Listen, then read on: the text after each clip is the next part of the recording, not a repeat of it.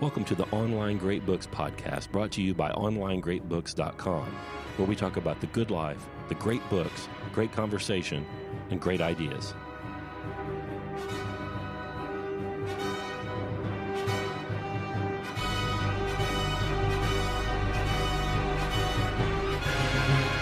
Hi, folks. This is Brett. I'm the producer of the Online Great Books podcast, and you're hearing from me at the beginning of this show.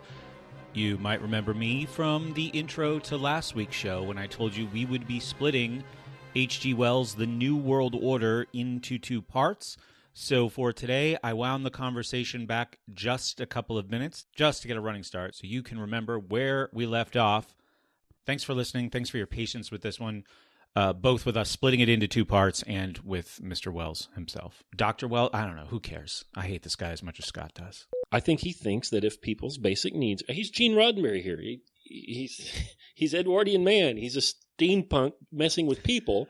He thinks that if we can just take care of these things, they will take care of all of the things. But he doesn't understand that profit-seeking is a natural consequence of rationality. Right? If you figure out how to dig a hole better than you could before, whether cash changes hands or not, you have profited. Yeah, it's probably a bit of human nature. So the lion does not have, as far as we know, a sense of the future. This is why animals generally seem, you can't tell because they don't talk, but they'll seem happy. Mm-hmm. Content, at least. Yeah, they don't know. They don't worry about next week. The curse or blessing of the human being is that you can view yourself as an item in the future. And now you have to prepare for the future. And profit seeking is part of your having, gosh, I'm thinking of Heidegger right now, a being within the horizon of care. You know, we probably won't read Heidegger here. Maybe a little bit. We won't read Being in Time, though. I wouldn't inflict that on you. Well, how about this? I don't have fur or claws. The winter's hard. Mm-hmm. So I have to be excessively productive when I can be because there are long parts of the year where I cannot be. Just our physical makeup means that we have to, the bee, by the way. Well, like the bee or the ant. But yeah. The difference is that if you did not have that preparatory foresight, you would be restricted to living in certain regions of the world where the ground is so fertile that getting sustenance is easy. Right. But he thinks we're there, right? He thinks that the technology has made the whole world that. Right? He's seen nitrogen fertilizer where there was none. He's seen the diesel tractor where there had not been one.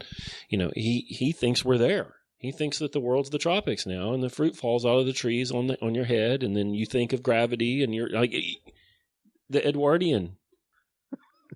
The point. I love reading books that you hate. I'm the one that suggested it. It's terrible. It's fun. He says, the point to note is that in the unplanned scramble of human life through the centuries of the horse and foot period, these incessant recurring outbreaks of the losers against the winners, this is after him talking about the French Revolution. He says, they have never once produced any permanent amelioration of the common lot or greatly changed the features of the human community. Not once.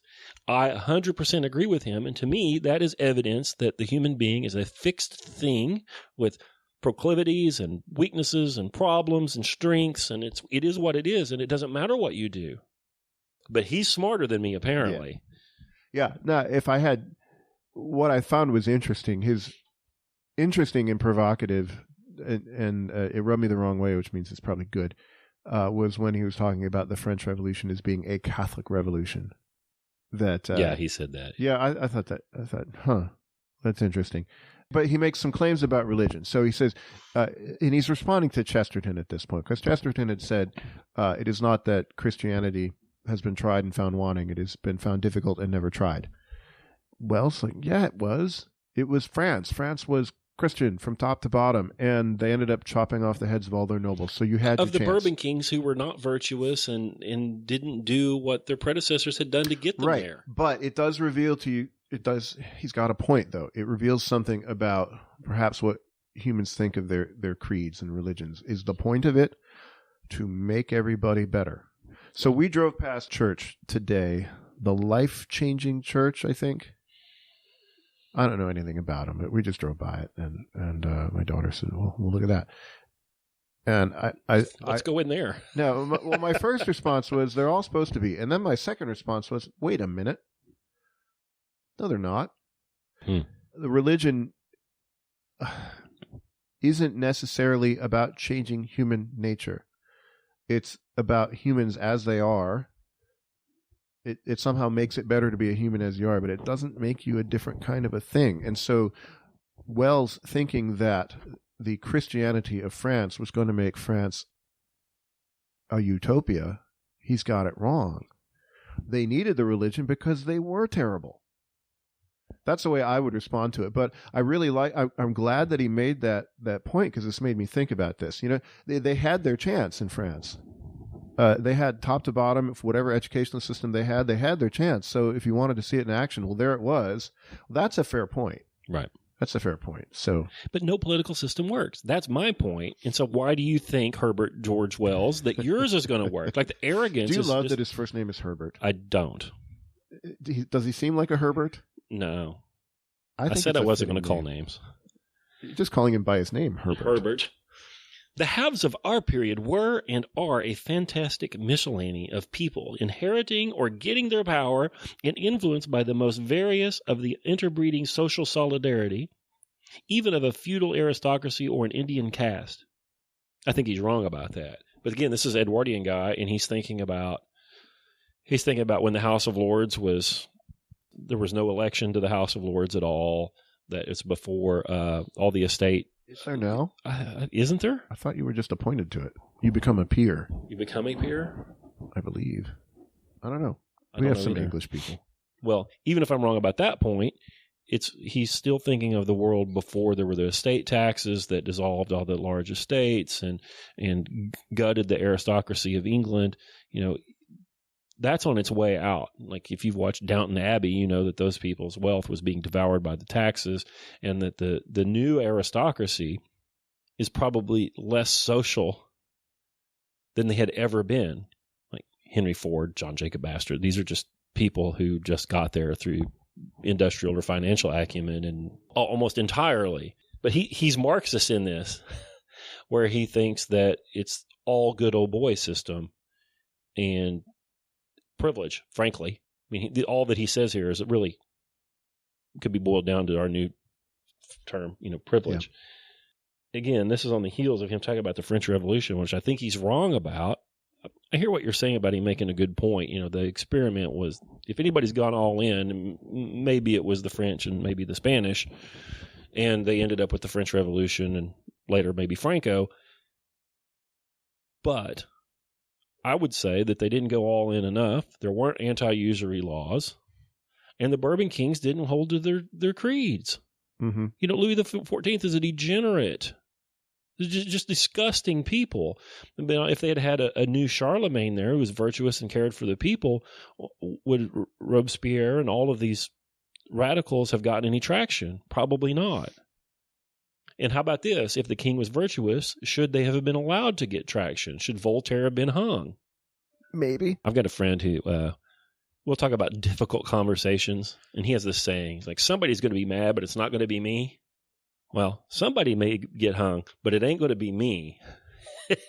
So, that's the problem with the free speech deal. If you've got people in power, they're just typically not going to allow it. Well, and if your king is Aragorn, should it be? I'm not, I believe it or not, I am not anti-free speech, but I'm trying to work out the logic of this position. Wells thinks he's pro-free speech. I don't think he can be. I don't think he can be either. His outline here isn't integrated and doesn't hang together. Like, I'll read stuff I don't agree with. Well, we've read a lot of this stuff. Bernays' book, maybe I do agree with it. You can agree with a book and not like it. Right, and Alinsky. And so there are people that write things that I don't agree with, but they hang together and they're internally consistent. And he's really not. But I think that there are a huge number of people in the political class of the world that have read this, and even if they haven't read it, have been influenced by it. They've got his type. I'm the smart one. I don't know what I don't know, and I'm just the one to fix everything. I suppose there's that type. Then there are the type that are not in good faith. Right. Which is, I'm the smart one. I know how to game this system, and I'll be fine. the climbers into the wheels of government. So we're still in chapter 4 about class warfare. Yeah. And he says the Marxists are wrong because it's not all about class. And I think he's right about that. And I think that the Marxists, quote unquote, Marxists now, have let go of that some. That's where the identity politic has come in and other kinds of political resentment. The left is less interested in socioeconomic class and more interested in other types of class than Karl Marx was. He says here, I have been saying about them for a third of a century. Anything not in their language flows off their minds. He's talking about the communists. Anything not in their language flows off their minds like water off of a duck's back. Even Lenin, by far the subtlest mind in the communist story, has not escaped this pitfall. And when I talked to him in Moscow in 1920, he seemed quite unable to realize that the violent conflict going on in Ireland between the Catholic nationalists and the Protestant garrison was not his sacred insurrection of the proletariat in full blast. Yet there are some things more important than economics. Mm-hmm. And Wells is right about that. Well, he's right about that, but then he doesn't realize that this applies to him too. There are some things more important than peace. Uh-oh. Gasp. Death is not the worst thing in the world. Peace is not the best thing in the world. Yep. I think that's right. It's pretty good. Yes. He references Hogbin's book, Dangerous Thoughts. I'm a Lancelot Hogben fan, but I have not read that. It goes on the Infinity Stack. Need a telescope to see the top of the stack. Here's a quote. I have to just say it and then we'll move on. Stalin, this is H.G. Wells says on page 29 of my edition, chapter 4, Stalin, I believe, is honest and benevolent in intention. Yep. And I've got hindsight. He's deep Stalin. Maybe nobody quite knew that was outside of the Soviet Union. I'll give him the benefit of the doubt there. But he makes lots of predictions in here that history have shown that he was 180 degrees out on. He has some interesting things to say about Karl Marx.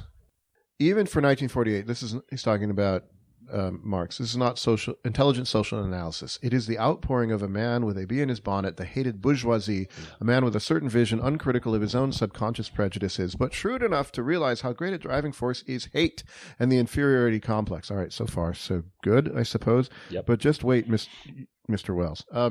Shrewd enough to use hate and bitter enough to hate. Let anyone read over that communist manifesto and consider who might have shared the hate or even have got it at all if Marx had not been the son of a rabbi.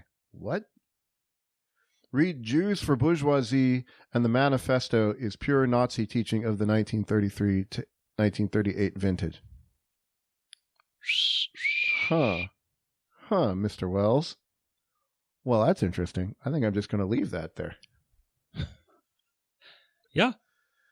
He's an enlightened Edwardian Fabian socialist who can't resist saying that Marx is as hateful as he is because of who he is and who his dad was. Ruh-roh. Yeah.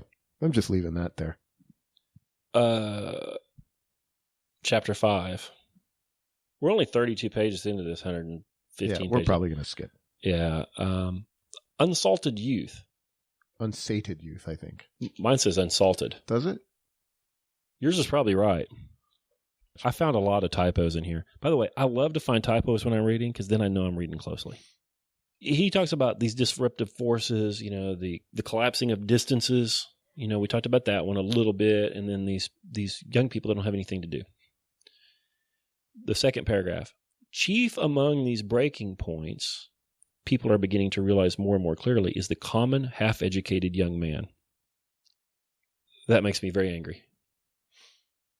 Why? Common half-educated young men aren't breaking points.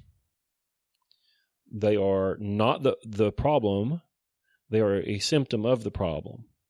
So who are we talking about? Who is the common half-educated young man? Probably the kid I was trying to help in welding class. Maybe. I don't know. What does common mean? We're talking about Edwardian, snotty educated H.G. Wells. I'm not saying he's snotty, but he has an elite education. He has a 4-year degree or more from a name brand school. Mm-hmm. And he's in England. So what does common mean in England? I don't know. Well, I'm going to go down. Regular folk with an incomplete education.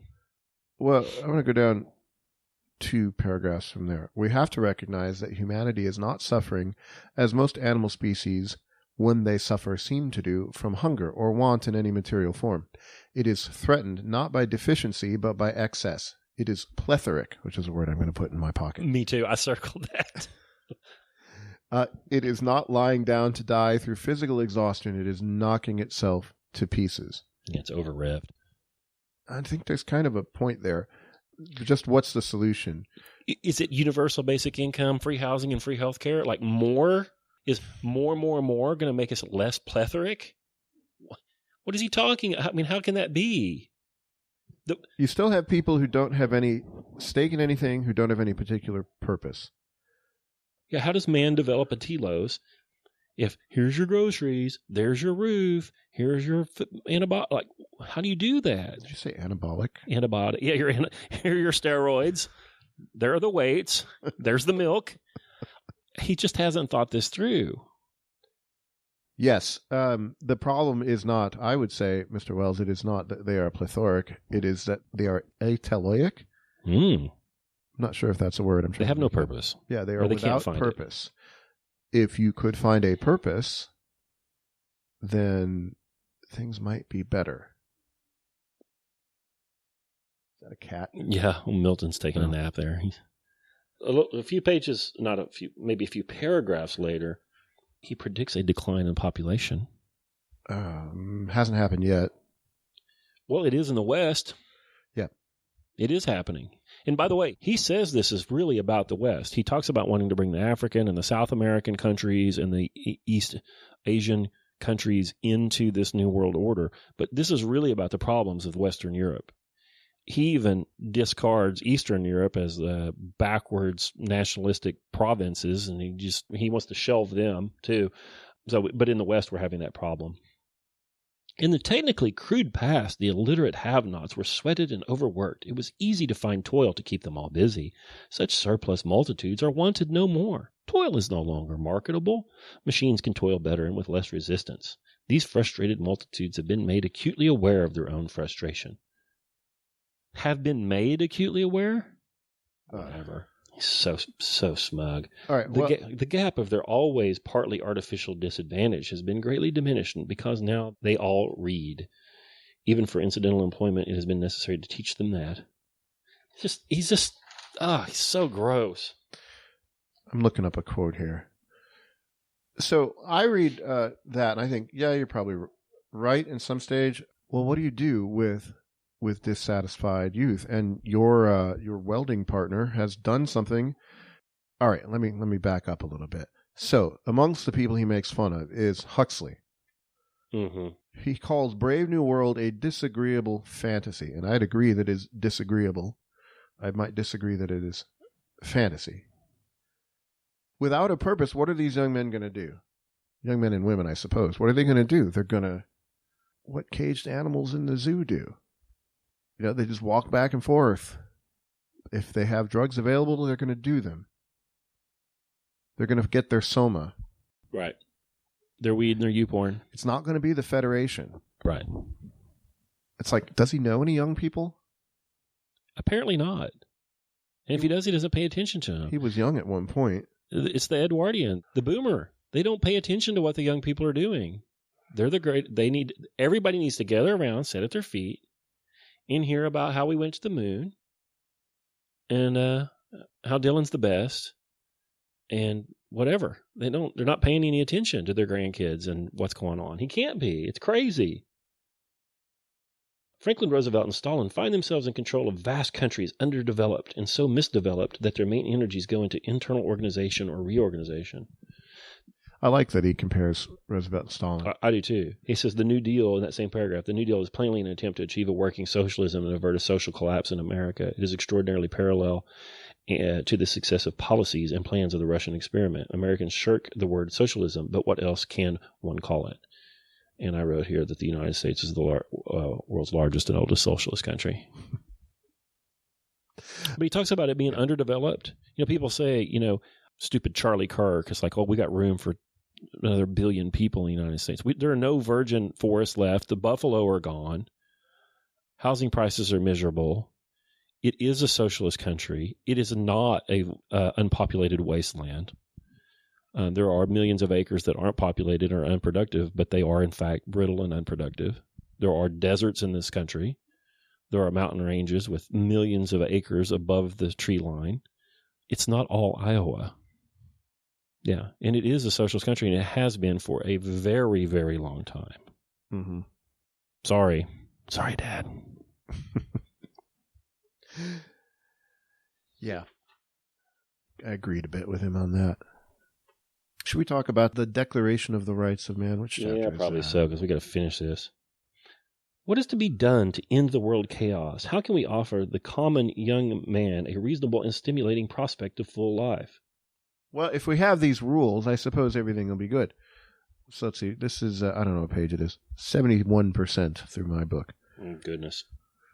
So that every man without distinction of race or color or professed belief or opinions is entitled to the nourishment, covering, medical care, and attention needed to realize his whole full possibilities of physical and mental development and to keep him in a state of health from his birth to his death.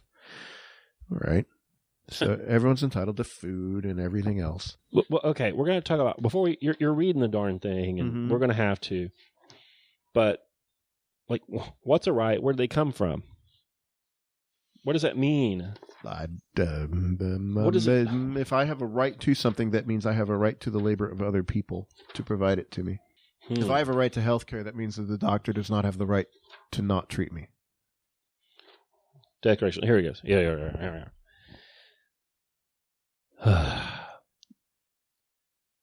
Before we get to that, I want to read a little chunk here. You just jumped right into the rights of man. Come on. I'm sorry. This destruction, he says that we have to have confidence in our government. I think he's right. He says this destruction of confidence is one of the less clearly recognized evils of the present phase of world disintegration. In the past, there have been periods when whole communities, or at least large classes within the communities, have gone about their business with a general honesty, directness, and sense of personal honor. They have taken a keen pride in the quality of their output. They have lived through life on tolerable and tolerant terms with their neighbors. The laws they observed have varied in different countries and periods, but their general nature was to make an orderly, law-abiding life possible and natural. They had been taught, and they believed, and they had every reason to believe, this, that, or the other thing is right. Do right, and nothing except by some strange exceptional misfortune can touch you. The law guarantees you that. Do right, and nothing will rob you or frustrate you. I remember thinking that. When did you think that? I don't know if it was because I was young or because things have changed, but probably prior to about 88. Yeah. Okay, so that's like ZZ Top America. I like that. Billy Gibbons for president. Yeah, probably 1988. You know, work hard, get a job, fight to keep it. Don't get in too much debt. Yeah. Keep your hands to yourself. Okay. Everything's going to be okay. So I would also say to Mr. Wells, I would suggest that he read the book of Job as a sociological project. He doesn't need to read it as a believer might read it. Right. And see that you can do everything right and everything can go wrong. For sure. There is no such guarantee. There probably can't be any such guarantee. What was that poor guy, Richard Jewell? Yeah. You know, he's a security guard. He did everything right. He did everything right. He's not a scintillating intellect or anything, and he's down there just doing his job and just gets put through the ringer. Yeah. Maybe because we have an unjust government, by the way. I don't know. Well, you can't say that because then the government loses its reputation. Right. Which is a point Wells doesn't notice. So he says you got to have this government has to have a reputation, and that people need to have a confidence in their life actions that is bolstered by their confidence in the government, I guess. And so in order to have the confidence in this one world government, in this new world order, he says they have to make a declaration of rights and assure everybody, well, listen, you know, the government's going to be a lot of things, but you'll always have this stuff, which are these universal rights of man. And he kicks off by saying, Since a man comes into this world through no fault of his own, since he is manifestly a joint inheritor of the accumulations of the past, and since those accumulations are more than sufficient to justify the claims that are here made for him, it follows. I don't know that it follows. Whoa. That was some hand waving. Boy. I like that first line. This gives all like 15-year-olds, thinking 15-year-olds problems. Since a man comes into this world through no fault of his own. Like, you didn't ask to be born. When you start with that, a lot of weird stuff happens after that when you think about Heidegger philosophy. calls this? What is it? What do they call that? Geworfenheit. Thrownness. Thrownness? Yes, you're like a ball that's thrown, and you didn't choose to be thrown. Right. And there you are. There you are. What follows from that? A Declaration of Human Rights, apparently. I don't think so. I think what follows is that a whole lot of shit might be coming your way. You might have landed in a bad spot. You're in it. So the Universal Declaration of Human Rights, it requires someone to guarantee it. You don't get it just by being what you are. And I try to make this point before. Wait a minute. So you're saying that a right is something you have, full stop. It's not taken from anywhere or granted from anywhere. You have it. Well, I don't know that rights make a great deal of sense in abstract. We talked about this back in our McIntyre show. So you don't believe in rights? That's not quite true. You can't believe in rights without a whole lot of other things that you believe. Because what a right is a claim on the behavior of other people. Even if you say, I have a right to free speech, well, that's a claim on on other people not to punch you in the mouth. But it gets even more involved. If you say that you have a right, as he says here, to nourishment, that means that the farmer does not have the right not to sell to you. Right. To covering, that means that the garment workers must make you garments. To medical care, that means that the medical people must treat you. Somebody has to do it. Now, maybe they're all wonderful people and they're happy to do it. Sure. But it means they have to. If you say that you have a right to it, that means they have to give it to you. Not a right to purchase it, a right to earn it, or a right to... No, you have to have it, no matter what. That is a claim on the labor of other people. They're no longer free. He didn't say they were free anyway. But he does. He said, well, they're going to have free speech. Right, there you go. We have to bear in mind that in a collectivist state, buying and selling to secure income and profit will be not simply needless, but impossible. And he just tosses that out there and then kind of just moves on. So if he thinks that buying and selling to secure income and profit will be impossible, then I guess he thinks that raiment, calories, and healthcare will just come out of the sky. I don't know. Well, how are people going to do these things? The machines will do it. If you had full automation, maybe, I think that's what some people who are still Wellesians are thinking, that the technology is going to advance so much that the food is just going to come out of the ground. Yeah, Gene Roddenberry. You push a button and a plate comes out of the wall in the canteen and Spock eats. Mm-hmm. Should we go to number 2? Sure. Yeah. He is entitled to sufficient education to make him a useful and interested citizen. That special education be made available as to give him equality of opportunity. Oh, well, I like that quality of opportunity. For the development of his distinctive gifts in the service of mankind, that he should have easy access to information about all matters of common knowledge throughout his life and enjoy the utmost freedom of discussion, association, and worship. I like the last bit. I don't know about entitled, just because of my worries that if I say I'm entitled to an education, that means I'm entitled to the labor of people who are not free not to give it to me. So that's my worry about that. But equality of opportunity. Yeah. What? Well, my kids, their parents have got a few bucks. They're still married. We don't put cigarettes out on them. Like, they've got a lot of advantages in that a lot of people don't have. Yeah, you have to read equality of opportunity pretty thinly in order for it not to cause problems. Yeah, but this is a legal document at this point. Like, once Kofi Annan or whoever it is stamps it, like, it's on. Boutros Ghali. Right. Such the dumbest name ever. Carl. There must be some reason Carly. He has the same name twice. Number 3, he may engage freely in any lawful occupation. Wait, hold on. What? Go back. Utmost freedom of discussion, association, and worship. Utmost free. I don't think these two things are going to go together. You're not going to have your collectivist state and have freedom of discussion, association, and worship. What if I am recusant? That you're not going to allow that. There's going to be some things you can't tolerate. We saw that with Mark Cusick. There are things that we're not going to tolerate. And Wells is either not noticing it or he's not telling you. So I think he's just... be careful about that one. I think he's just... Yeah, I think he's tripping. 3, that he may engage freely in any lawful occupation, earning such pay as the need for his work and the inherent increment it makes to the common welfare may justify.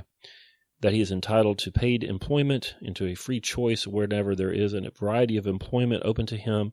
He may suggest employment for himself and have his claim publicly considered, accepted, or dismissed. What? All right. Entitled to paid employment. Okay. That means, not to beat a dead horse here, that means that those sources of paid employment do not have the freedom not to hire him. See, the reason I said what is that people will have his claim publicly considered, accepted, or dismissed. So he's entitled to employment, but then the public has the right to reject or disclaim or dismiss his seeking of employment. Yeah, so he says, I'm available for horse training, for example. And then the public can decide whether to hire him for that. But if he doesn't get that job, he's entitled to some job from somebody somewhere.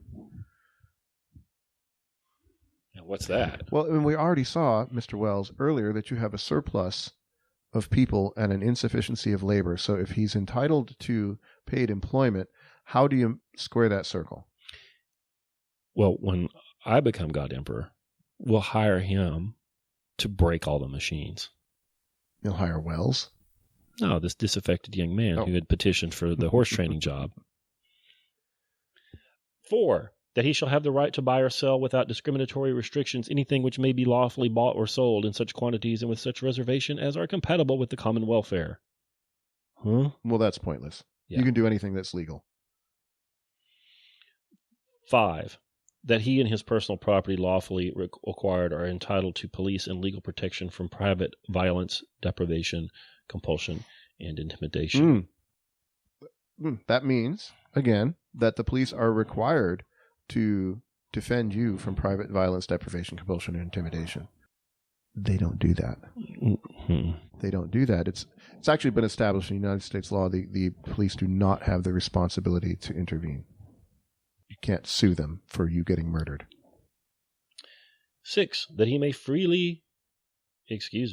may move freely about the world at his own expense, that his private house or apartment or reasonably limited garden enclosure is his castle, which may be entered only with consent, but that he shall have the right to come and go over any kind of country, moorland, mountain, farm, great garden, or whatnot, or upon the seas, lakes, and rivers of the world, where his presence will not be destructive of some special use, dangerous to himself, nor seriously inconvenient to his fellow citizens. Is that a right? Like, what is he doing? These are rights. Travel? Well, there's so many codicils on that unimpeded travel as far as national frontiers or whatever. I can see making that a declaration that I wouldn't allow, but I can understand why he would say that. But, this being able to cross great farms unimpeded or moorlands or mountains, who owns this? And if people can just go across them unimpeded without, I think in England they could. Well, but this is universal. So this ain't about their little island. This is about everything. So unimpeded, it says. So nobody can put up fences? Well, no borders. Well, we're going to have a one world government under our Wellesian system here, so clearly no borders. Yeah, I don't think it amounts to much of anything. If that line's seriously inconvenient to his fellow citizens, well, that means you actually can't really do it. It's not going to be a right that works out to be in practice. You're not going to have free travel. Should we do 7? Let's see, 7. Sure. Unless he is declared by a competent authority to be a danger to himself and others. Gosh, is this that interesting? Oh, it's just limits on how long you can be kept in jail without a trial. Fair enough. I like that one. If they haven't done anything to you for 3 months, you get to go free. Now, this one, I chuckled a little bit. Nor shall he be conscripted for military, police, or any other service to which he has a conscientious objection. That will never happen. If you have a one world government, there will not be conscientious objection. There can't be. No. Because that'll be the end of the government. We can all just conscientiously object. This thing, I mean, it goes on and on. Apparently we have, I don't know, we probably should read them all, or maybe not. I don't even know. It's all right. We don't need to read them all. We can go to the happy number 12. Yeah, apparently we have 12 rights. Well, I just want to go to like chapter 12. Oh, okay. Yeah, he talks about not being able to mutilate anyone or sterilize them without their deliberate consent. I wrote in the margin here, circumcision, question. Then he says, he shall not be forcibly fed nor prevented from starving himself if he so desires. Okay.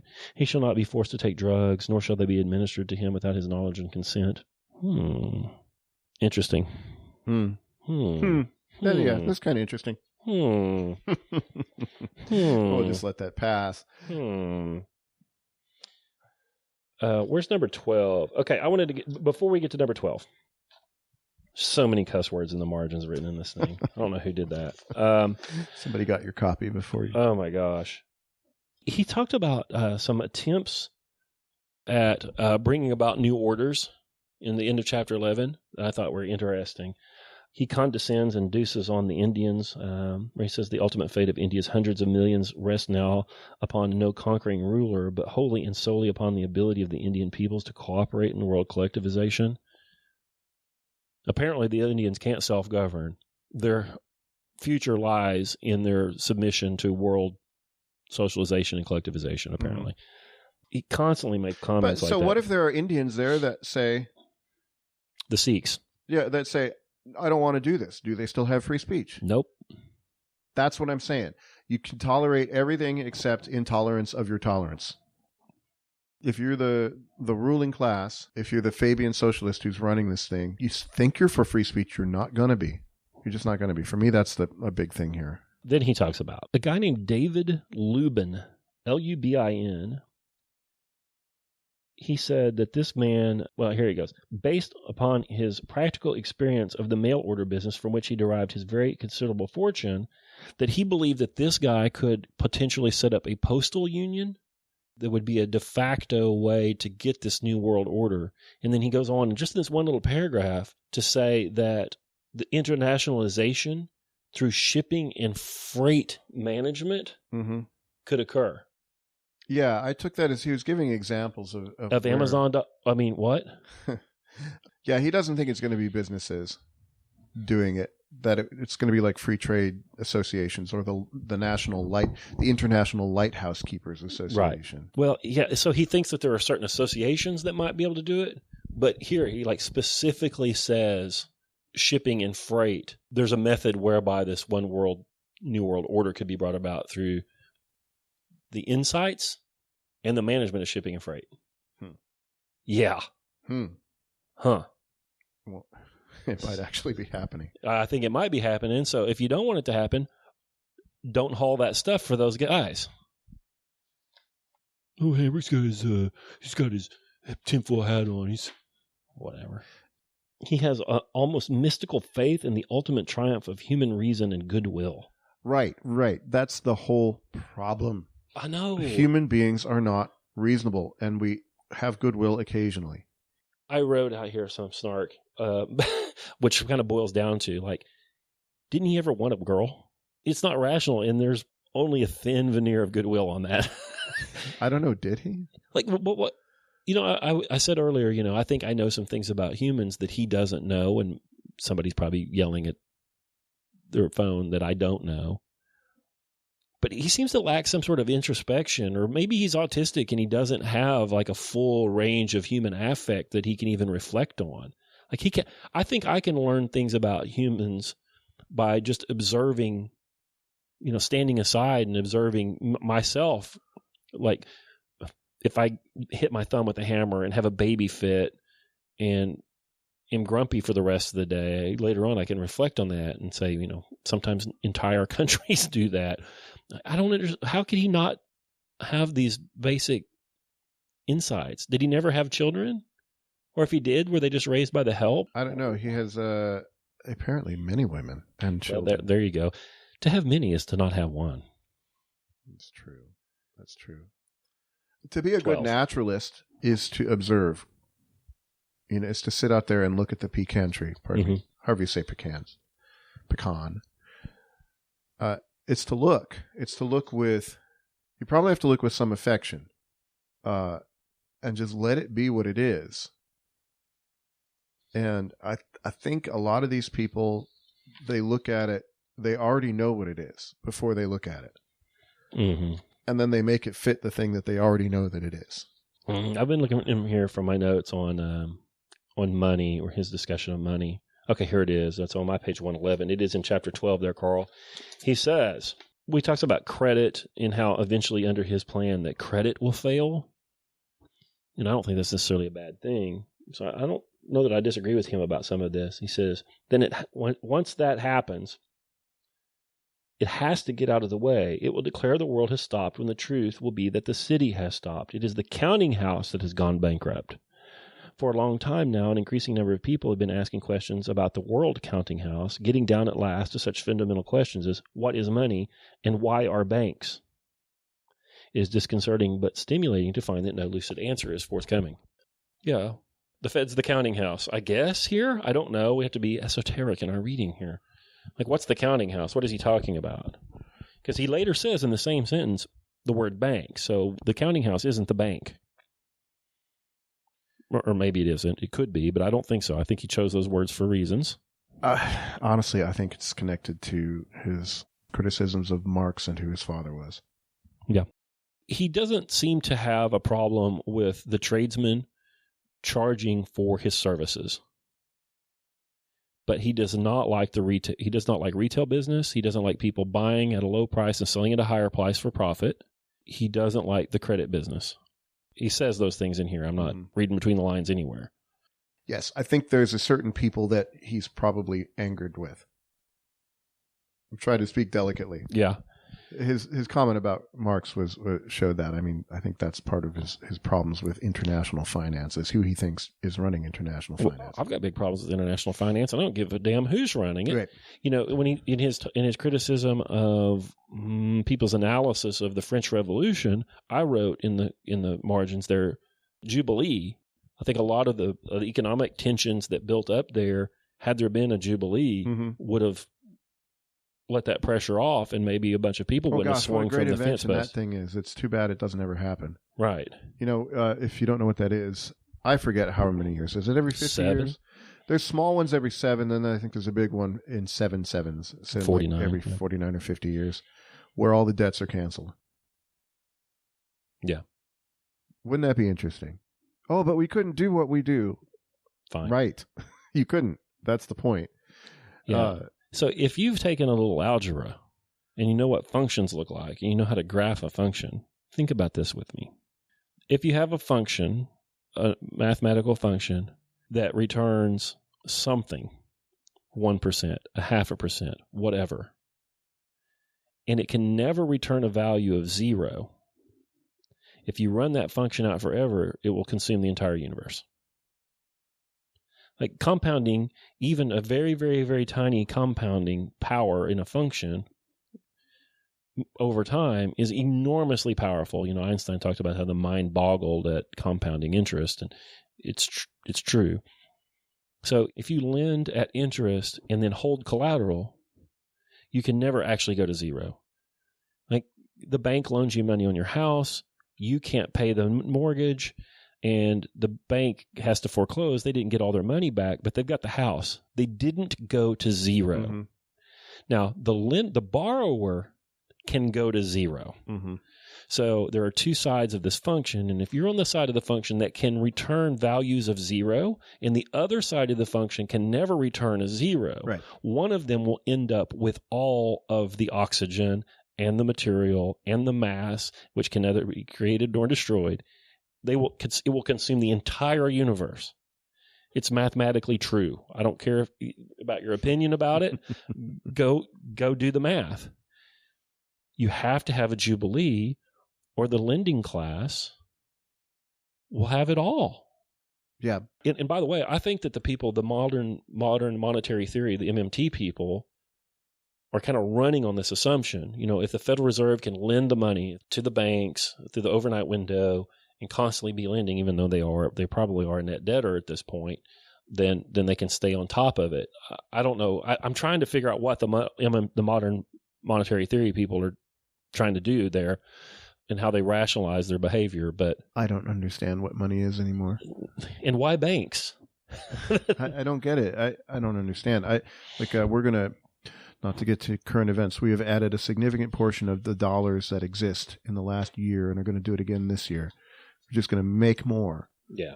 Magically. I'm sure someone smart will tell me how it's not magic and it's actual money that's somehow I don't get it. I just don't get it.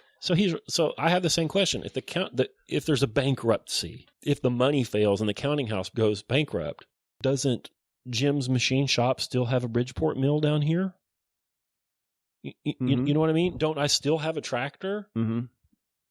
So is it really bankruptcy? So and I know there are people with economics degrees, and I probably know more about it than you do, that says, oh, well, there are all kinds of capital. There are these physical goods like machine tools and so on. There's human capital and there's intellectual capital, and then there's this, this money.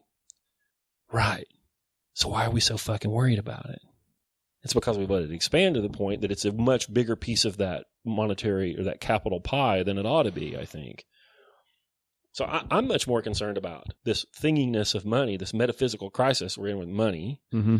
I'm much more concerned about thermodynamic debts where we spend more calories to get a calorie than we're getting, we're not netting out calories when we farm, and microplastics than I am all this stuff he's worried about. There's your tinfoil hat. Sorry, I'm thinking about money and whether it is a thing and whether I actually have any.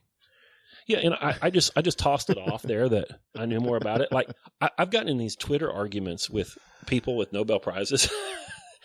They don't know anything. Krugman doesn't know anything about money.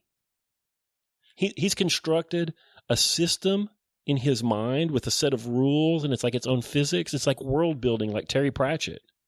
And we owe it to ourselves. Scott. Right. The national debt isn't debt, really. I mean, it's like if you loan yourself $1. Good, I'm going to loan myself a couple $100,000. Like, what does he do? Are there people that read this, took ideas from this, said, that's the ticket, that's for me, that's what we need, and are working on this? Absolutely. You think so? Absolutely. Most of them. Well, no, maybe not most, but all the ones that are acting in reasonable good faith. They think they're doing something like this. They're making the world better, and the irreversible technological advance that we have to take part in drives them to think that we need to do certain things. They think it's going to be great, and I wish it were. I don't think so. The second to last paragraph. These are some fragmentary intimations of the quality of that wider life and a new world order can open to mankind. I will not speculate further about them because I would not have it said that this book is utopian or imaginative or anything of that sort. I have set down nothing that is not strictly reasonable and practicable. It is the soberest of books and the least original of books. Either mankind collapses or our species struggles up by the hard yet fairly obvious, he thinks they're obvious, routes I have collated in this book to reach a new level of social organization. There can be little question of the abundance, excitement, and vigor of living that awaits our children upon that upland if it is attained. There is no doubting their degradation and misery if it is not. All right, so there you go. The abundance, excitement, and vigor of living. This is Star Trek Federation. Everybody's got everything they need. There's no money. You push a button, you get food. And what do they do with their lives? I don't know what they do with their lives in the Federation. Well, some people are chief engineers on starships. Some of them are science officers, and you follow your passions, bro. Come on. James Kirk's middle name is Tiberius, by the way. Yes, I know. Uh-oh. I know. That's appropriate, actually. Yeah. James T. Kirk chases every skirt in the galaxy. Why does he have to do that if he's so happy? Well, when you're happy, you can still want creme brulee. Yes, but there's nothing wrong with dessert, Carl. At heart, Kirk is a very sad person. Probably. Is Picard sad because he doesn't chase ass? No, Picard is H.G. Wells. Everything can be reasoned out. So Kirk is this cowboy riding through the galaxy, and Picard wants to have committee meetings and do diplomacy. Everything can be reasoned out. But, how do people live? Read your Dostoevsky, read your Kierkegaard. You can live in abundance and it can still be bad. And in fact, you can live in abundance and it can be very bad. And if he wants a social revolution to solve the problems he sees, he might need to have a cultural revolution. That's a bad word. But to figure out what is appropriate to the human being, what is appropriate to the animal that is a human. The universal rights of man might not do the job. And those aren't rights, by the way. That's just a set of proposed laws. Yeah, they don't even have rightiness. They're not even close. So on page 65, I got as mad as I ever got at him on here. I'll read that and then I'll be done with him, I think. Few Europeans think of themselves as Europeans. I, for example, am English, and a large part of my interest in intellectual material are transatlantic. I dislike calling myself British, and I like to think of myself as a member of a great English-speaking community, which spreads irrespective of race and color round and about the world. I am annoyed when an American calls me a foreigner. War with America would seem to me just as insane as war with Cornwall, although we've had 2 wars with them, and I find, and they're on probation right now. And I find the idea of cutting myself off from the English-speaking peoples of America and Asia to follow the flag of I have been to England, and they speak English. I speak at it. And one of the things that I noticed about England is that it is not America East, and we aren't England West. We have our own cultures, our own cuisine, our own ways of being and doing and having, and they're not the same thing. I have a weightlifting client from England, and when he does well, he is chuffed. Right. Yeah. I'm never chuffed. And, he said he's annoyed when an American calls me a foreigner. If he was sitting right here, I would say, well, I'm sorry that you're annoyed, but you're a foreigner, just as my redneck self would be, was a foreigner the last time I walked, when I was on Blackfriars or whatever in the underground. But he shits on nationalism over and over and over again, and I know it's cool to do that, but it also, again, it disregards something about people. Like, we have a kind and a character, and we have family relationships, and we have food, and we have folkways, and we're not all the same. You put all of those kinds of things that you share with your kin and kind, and you put them all in a pot or put them in a box. And you probably write a word kind of like nation on that box. Like, we're not all, like, we share humanness, and that's very important, but we all have different ways of doing that.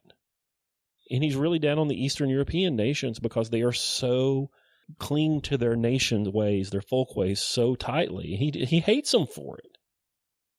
Well, why won't he let them be who they are and who they want to be? Because he knows better of what a human ought to be. And the peoples of the world, I think people is a better word than nation. A nation can be a collection of different peoples, but then it's probably,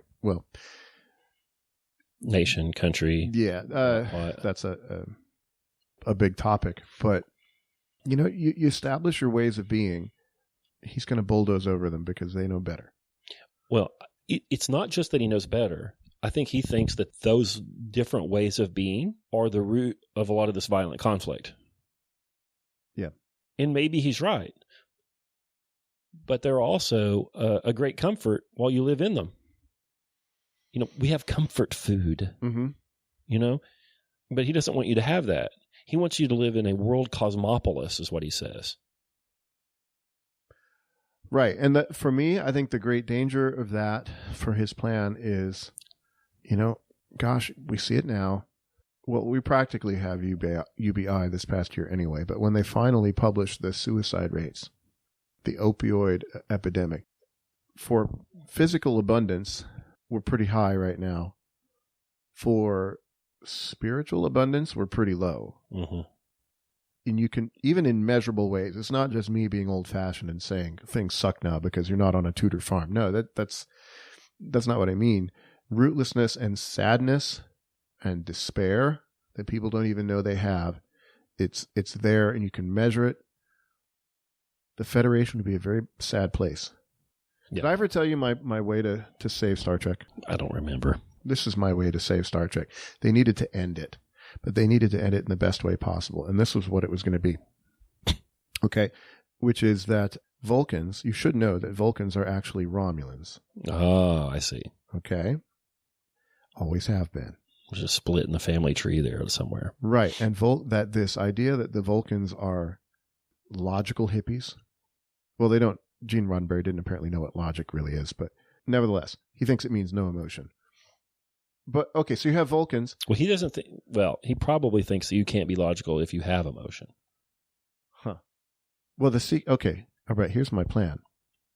The Vulcans actually have always been Romulans. There was no split. They're agents. Yep.